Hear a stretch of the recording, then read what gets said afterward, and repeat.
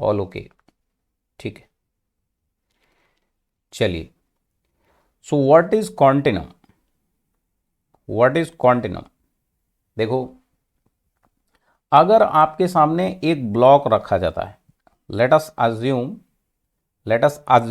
मैं आपके सामने एक ब्लॉक रख देता हूं, यहां पर एक ब्लॉक रख देता हूं।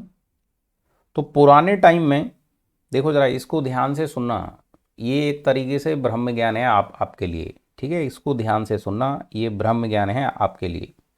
जैसे मान लो ये ब्लॉक है, तो ये ब्लॉक जो है इसको बोला जाता है, जब तक हम लोगों को बहुत ज़्यादा नॉलेज नहीं था तब तक बोला जाता था कि अगर ये एक सॉलिड ब्लॉक है, let's say it is a solid block, ये सॉलिड ब्लॉक में जितना भी इसका वॉल्यूम है, the complete volume of this block is filled by the material. मान लो ये गोल्ड का ब्लॉक है, मान लो ये गोल्ड का ब्लॉक है, if it is block of gold means the complete volume of the block is filled by the gold. इसका पूरा का पूरा वॉल्यूम गोल्ड मटेरियल से भरा है। ऐसा लगता है कि इसमें पूरा मैटर जो है, गोल्ड वाला मैटर इसमें पूरा भरा हुआ है। तो आइंस्टीन से पूछा गया, ध्यान से सुनना इस स्टोरी को, ये आपके कई सब्जेक्ट में काम आएगी। Actually it is a mental block, okay. Einstein से पूछा गया, जो आइंस्टीन थे, आइंस्टीन से पूछा गया कि भाई जो आपके टाइम का ग्रेटेस्ट डिस्कवरी क्या है, आपके टाइम का सबसे बड़ा खोज क्या है? तो आइंस्टीन ने बोला everything is made up of atoms. Einstein ने क्या बोला? Everything is made up of atoms. इसको लिखना नहीं है, ठीक है, अभी सिर्फ समझा रहा हूं आपको। आइंस्टीन ने बोला कि मेरे टाइम का सबसे बड़ा खोज, सबसे बड़ा डिस्कवरी क्या है, सबसे बड़ा रिसर्च क्या है? बोला everything is made up of atoms. बोला इससे क्या होगा? बोला ये इसलिए बड़ी बात है क्योंकि उसके टाइम से पहले ये माना जाता था कि एटम एटम कुछ नहीं है, ये जो भी ब्लॉक होगा it is a solid block made up of full material field with the fully by the material. जैसे अगर ये गोल्ड है तो इसका पूरा वॉल्यूम गोल्ड से भरा होगा, ऐसा माना जाता था। लेकिन जब एटम का खोज हो गया, when atom discovery was done, तब क्या किया गया? इस ब्लॉक को जूम करके देखा गया, इसको जूम करके देखा गया माइक्रोस्कोप से। तो जब इसको जूम करके देखा गया तो ऐसे छोटा ब्लॉक था, तब तो हमको ये लगता था कि इसके हर पॉइंट पर ऐसे गोल्ड भरा हुआ है, everywhere there is gold gold gold gold, ये पूरा गोल्ड से भरा हुआ है, it is fully filled with the gold like this. उसमें कहीं भी कोई भी गैप नहीं है, कोई वॉइड नहीं है। तो उसको ऐसा माना जाता था कि ये फुल्ली फिल्ड विद मैटर है, फुल्ली फिल्ड विद गोल्ड है, इसके पूरा वॉल्यूम में गोल्ड भरा हुआ है। बट जब हमारा अच्छे अच्छे माइक्रोस्कोप वगैरह बन गए और बहुत सारे टेक्निक बन गए जो एटॉमिक लेवल तक देख सकते हैं, तो उन्होंने जब इसको देखा गौर से, तो उन्होंने देखा कि ये पूरा गोल्ड से नहीं भरा रहता है। इसमें दरअसल क्या होता है, जब इसको जूम करेंगे तो it is made up of atoms, मतलब इसके अंदर जो है वो एटम भरा हुआ है, इसके अंदर जो है वो एटम भरा हुआ है। और एटम भी, एक एटम दूसरे एटम को टच नहीं करता है, एक एटम दूसरे एटम को टच नहीं करता है, एटम अपने अपने एक डिस्टेंस पर रहता है। एटम के बीच का डिस्टेंस क्या रहता है? एटम के बीच का डिस्टेंस क्या रहता है? एटम के बीच का डिस्टेंस रहता है बॉन्ड लेंथ। तो उसने कहा कि इसमें दरअसल एटम रहता है, ठीक है। इसका पूरा का पूरा वॉल्यूम जो है वो कंप्लीटली गोल्ड से फिल्ड नहीं है, इसमें इस तरीके से एटम होगा। और एटम जो है वो एक दूसरे को टच भी नहीं करता है, उसके बीच में एक पर्टिकुलर गैप रहता है, ऐसे ये एटम से भरा हुआ है। बात आई समझ में?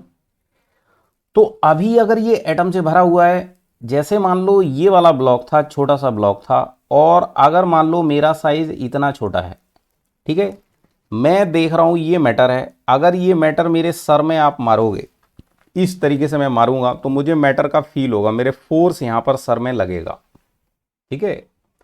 लेकिन अगर मैं खुद को बहुत छोटा कर लूं, अपने आप का साइज बहुत छोटा कर लूं, एटॉमिक साइज पर चला जाऊं, इतना छोटा कर लूं कि मेरे सामने एटम जो है वो इतना बड़ा दिखाई देने लग जाए।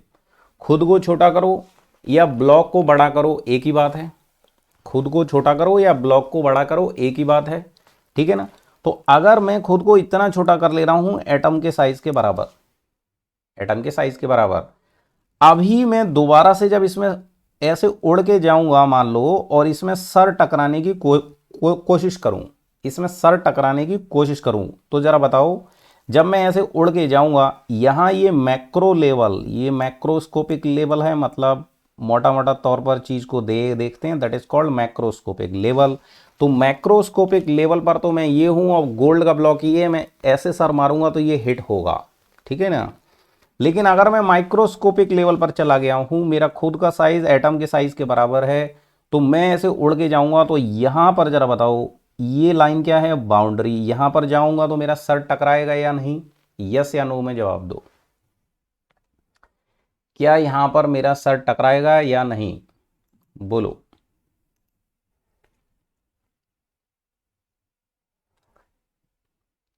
जब मैं ऐसे उड़ के जाऊंगा मेरा सर यहां पर टकराएगा कि नहीं? हम्म, यस भी बोल रहे हैं, नो नो भी बोल रहे हैं। देखो, एक्चुअली हमारा सर नहीं टकराएगा, क्योंकि जो भी ये गोल्ड का ब्लॉक है ये तो एटम से मिलके बना है, यही तो सबसे बड़ी बात है। तो एटम तो यहाँ पे है ना, ये क्या है, ये क्या है, ये बोलते हैं ये है बाउंड्री, ये बाउंड्री है। तो बाउंड्री क्या है, मैंने कोई गोल्ड के ब्लॉक के ऊपर कोई पॉलीथिन चढ़ाया हुआ है क्या, कोई कवर है क्या? नहीं। तो एक्चुअली ये बाउंड्री क्या है, ये बाउंड्री कोई मटेरियल नहीं है, ये बाउंड्री कोई मटेरियल नहीं है, ये बाउंड्री एक्चुअली में क्या है, एक इमेजिनरी बाउंड्री है, ये मटेरियल नहीं है। It will B actually dotted line like this, समझ में आ रहा है, ये मटेरियल नहीं है। तो जब मैं यहां से उड़ के जाऊंगा और इसमें सर टकराऊंगा, यहां सर नहीं टकराएगा, this is only imaginary boundary. मैं इसके अंदर ऐसे घुस सकता हूं, तो मैं ऐसे उड़ते हुए जाऊंगा और इसके अंदर घुस जाऊंगा, ये सुनो। तो जो माना जाता था कि सॉलिड गोल्ड का ब्लॉक है, उसको लगता था कि ऐसे पूरा का पूरा जो ब्लॉक है उसमें गोल्ड भरा हुआ है, आप उसके अंदर नहीं जा सकते, उसके अंदर कोई भी गैप नहीं है, वॉइड नहीं है, ऐसा माना जाता था पहले। लेकिन अभी जब एटम का खोज हो गया तो पता चला कि भाई इसके अंदर आप ऐसे उड़ सकते हो, if you are having size of an atom you can fly inside this block like this. बात समझ आई कि नहीं आई? मतलब कि इस ब्लॉक का जो टोटल वॉल्यूम है, ब्लॉक का जो टोटल वॉल्यूम है, वो वॉल्यूम का एक्चुअली में 99% वॉल्यूम क्या होता है, वॉइड होता है, वॉइड होता है। अगर इतना बड़ा ब्लॉक है तो एटम का साइज कितना होगा, इतना छोटा होगा कि आप देख भी नहीं सकते। बताइए ना समझ में, ठीक है। तो यहां पर तो कहीं भी गोल्ड नहीं है, इट इज ओनली खाली space, blank space, void space, this is all void space. बात समझ आई कि नहीं आई? अब कोई बोलेगा नहीं सर, गोल्ड यहां नहीं है, गोल्ड यहां एटम के अंदर है, ठीक है। तो मैं कहूंगा चलो भाई उड़ते हुए चलते हैं और गोल्ड के पास चलते हैं, मतलब मैटर के पास चलते हैं। मैं उड़ के ऐसे जाऊंगा, अभी एटम के पास पहुंचूंगा, एटम के पास पहुंचूंगा। तो जब एटम के पास पहुंचूंगा और खुद का साइज में और छोटा कर लेता हूं, एक एटम को लेकर आऊंगा इस तरीके से, एटम मान लो इस साइज का होगा, और मैंने खुद का साइज जो है वो और छोटा कर लिया, और छोटा कर लिया, इस तरीके से कर लिया, मान लो एटम से भी छोटा कर लिया। अब जरा बताओ, जब एटम के पास में हूं और एटम को मैं इस तरीके से देख रहा हूं तो एटम कैसा दिखाई देता होगा? हम सब ने एटम के बारे में पढ़ा है ना, एटम, एटम के बारे में पढ़ा है ना, 11th क्लास में, केमिस्ट्री में भी पढ़ा है, फिजिक्स में भी पढ़ा है। एटम कैसा दिखाई देगा, एक सॉलिड बॉल के जैसा, सॉलिड बॉल के जैसा, यस और no?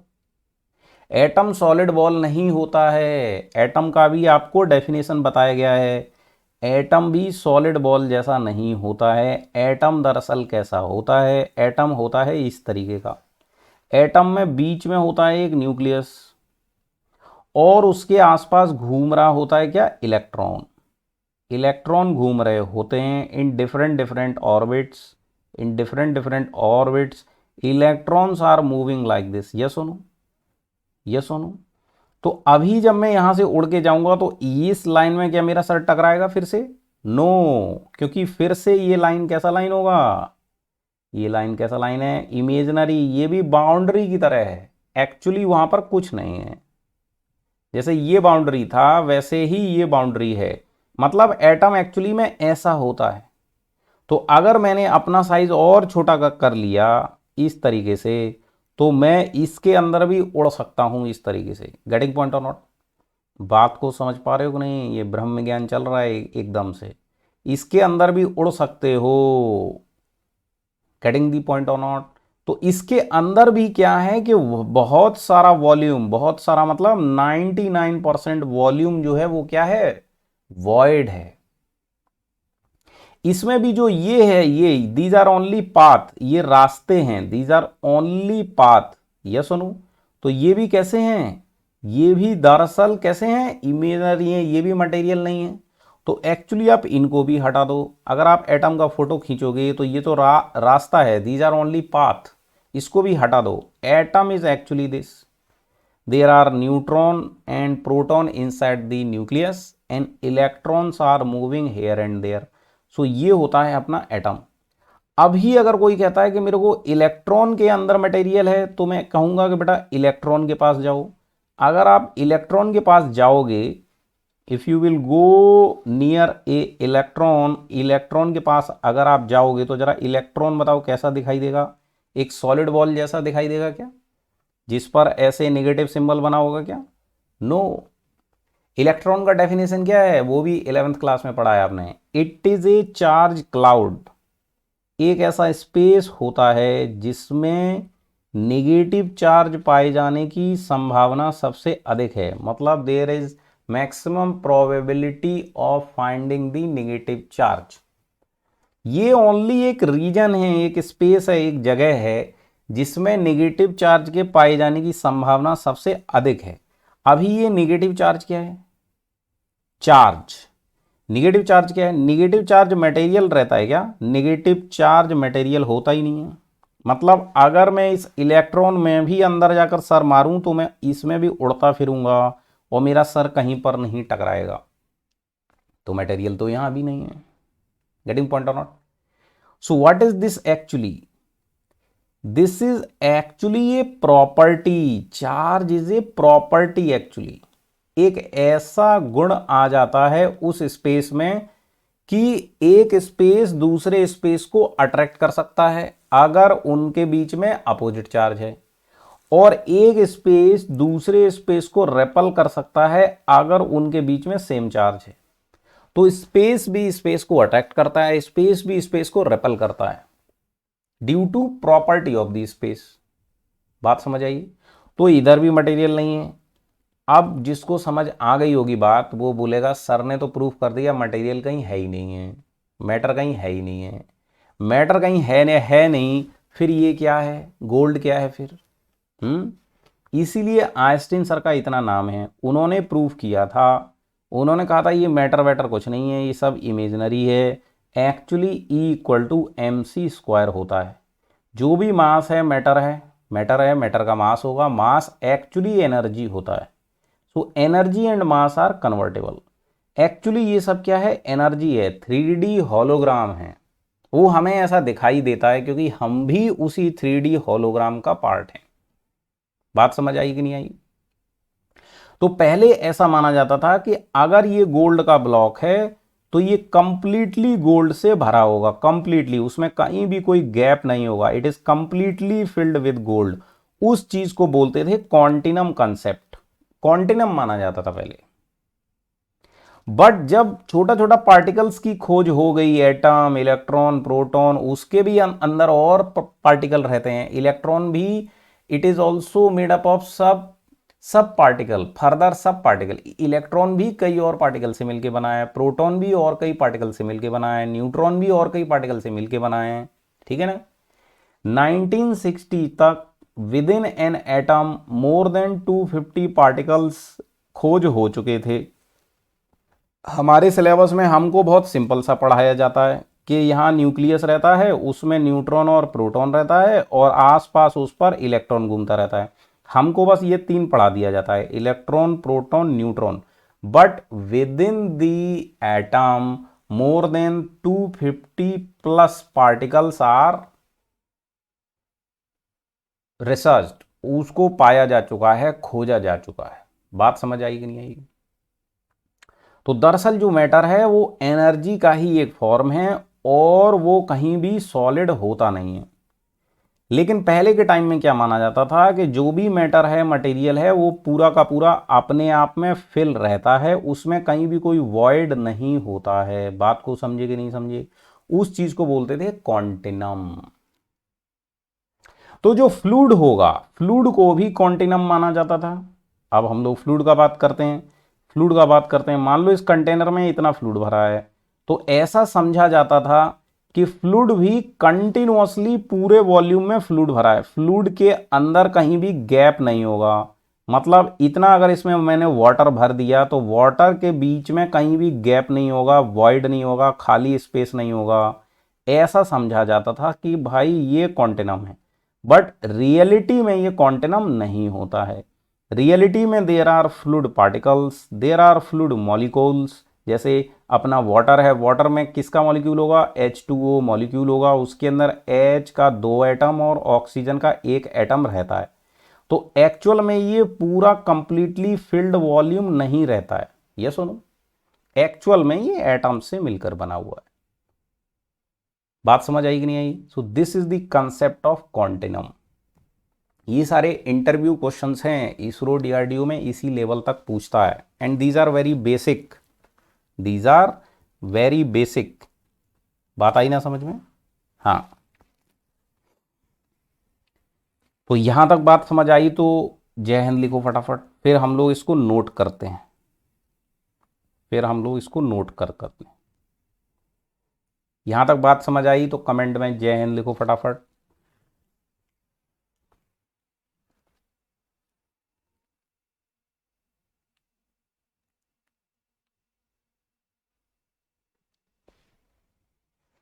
Very good. So what is the continuum? What is the continuum? Continuum हो गया वो कंसेप्ट जिसमें जो मैटर है वो कंटिन्यूअसली फिल्ड होता है स्पेस में, कंटिन्यूअसली फिल्ड होता है स्पेस में। ठीक है ना? बट एक्चुअल में ऐसा नहीं होता है, एक्चुअल में ऐसा नहीं होता है। तो क्या काम करेंगे, क्या काम करेंगे?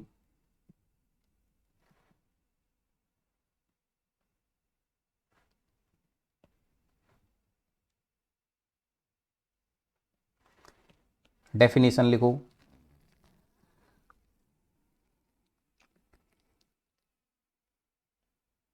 It is a concept, it is a concept by which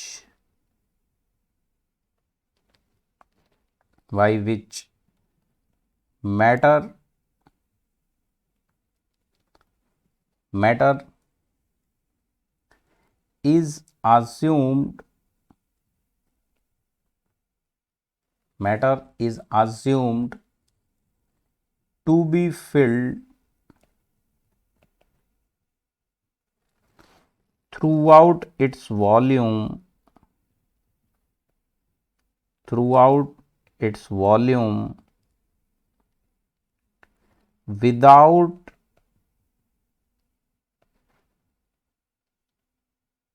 any voids, without without any voids or gap, or gap, or gap.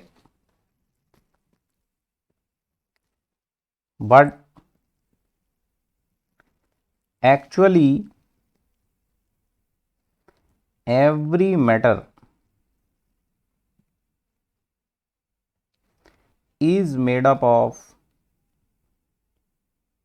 is made up of is made up of atoms and molecules, atoms and molecules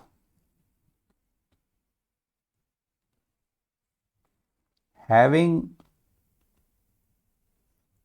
gap between them, having gap between them, having gap between them. Okay, next line. Here in fluid mechanics, here in fluid mechanics,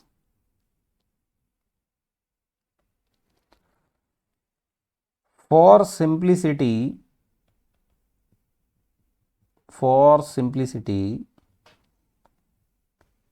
we will assume fluid as continuum, fluid as continuum, that is continuously filled matter in the space, space मतलब region, in the space or region without any gap, without any gap. Due to this, due to this,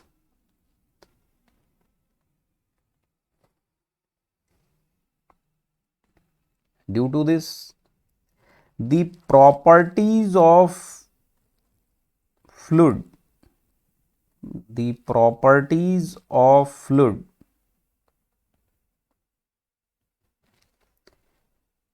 will be considered, will be considered as continuous function of space, continuous function of space, that is x, y and z. Space का मतलब x, y and z. Okay, 3 dimensional, all 3 coordinates x, y and z as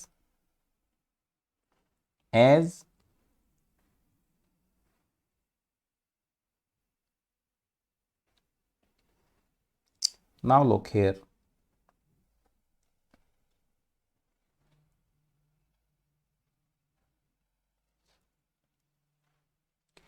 एक आप बनाएंगे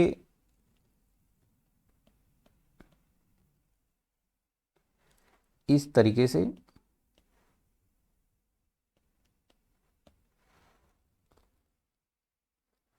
fluid element, okay, और fluid volume. तो ये अपना जो फ्लूइड है, this is actual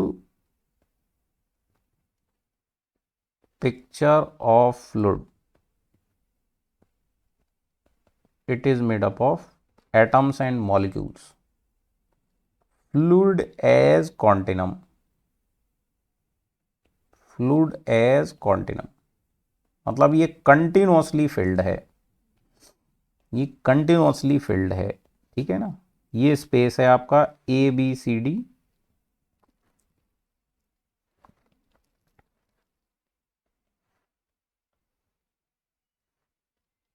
A B C D. अभी देखो, हमने इसको कॉन्टिनम क्यों माना हुआ है, क्यों माना हुआ है? हम नहीं मान रहे हैं कि इसमें कोई भी वॉइड है, इस तरीके से कोई भी गैप है। हम मान रहे हैं जहां भी हम टच करेंगे वहां पर फ्लूइड मौजूद है। Everywhere at all points fluid is present, material fluid is present. Yes और नो? व्हाई? बिकॉज हमको स्टडी किसका करना है? हमको फ्लूइड की प्रॉपर्टीज का स्टडी करना है। कल हम लोगों ने बात की थी कि फ्लूइड मैकेनिक्स में हम किस किस का स्टडी करेंगे? फ्लूइड की प्रॉपर्टीज, जैसे प्रेशर, जैसे कि उसका डेंसिटी, जैसे कि उसका विस्कोसिटी, है ना, या टेम्परेचर, या किसी पॉइंट पर उसका वेलोसिटी। ये सारी चीजें जब हम स्टडी करेंगे तो किसी न किसी पॉइंट पर ही तो स्टडी किया जाएगा। पता ही ना समझ में? तो जैसे मान लो हमको इसका टेम्परेचर मेजर करना है, टेम्परेचर तो किसी मटेरियल का ही होगा। तो आप अगर एक आपने थर्मोमीटर लिया, अगर आपने थर्मोमीटर यहाँ लगाया, यहाँ पर टच कराया, यहाँ तो मैटर ही नहीं है, तो यहाँ टेम्परेचर आएगा ही नहीं। आप यहाँ पर अगर थर्मामीटर टच करा रहे हैं तब जाकर उसका टेम्परेचर आएगा। गेटिंग पॉइंट और नॉट? या यहाँ पर वॉइड है, यहाँ पर आपने जो प्रेशर गेज है उसका गेज का इंडिकेटर यहाँ पर पहुँचाया और मान लो वहाँ पर गैप है, तो उसका प्रेशर रीड ही नहीं होगा।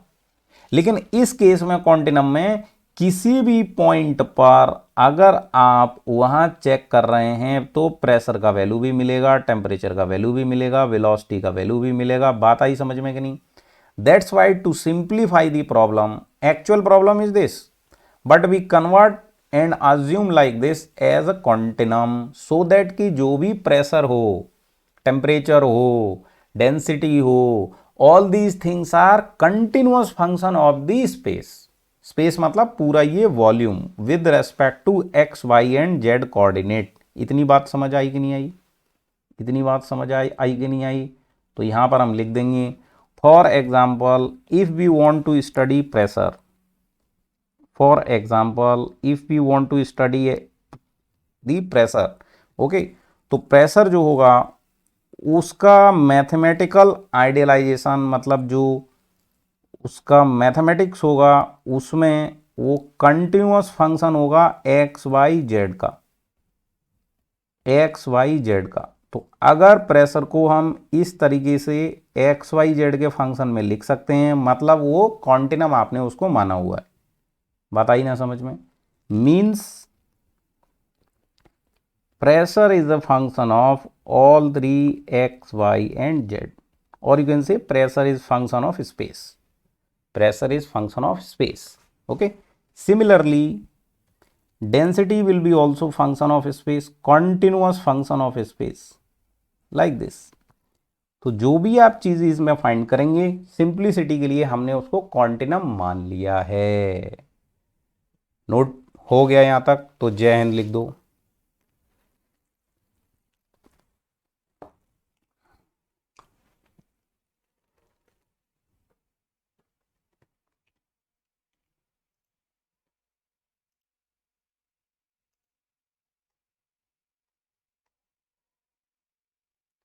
जय हिंद लिख दो उसको।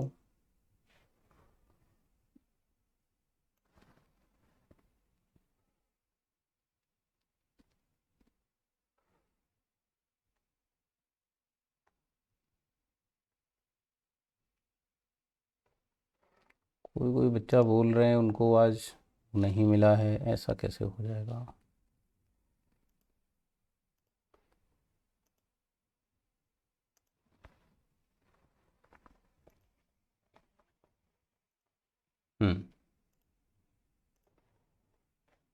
यहां तक सभी को क्लियर है? ओके। अभी जो भी फ्लूइड मैकेनिक्स का स्टडी किया जाएगा that will be study with the help of following laws, okay. तो यहां पर लिख दो नेक्स्ट में the motion and behaviour, the motion and behaviour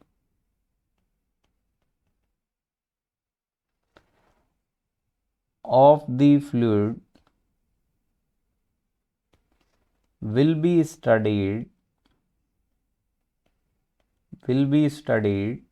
with the help of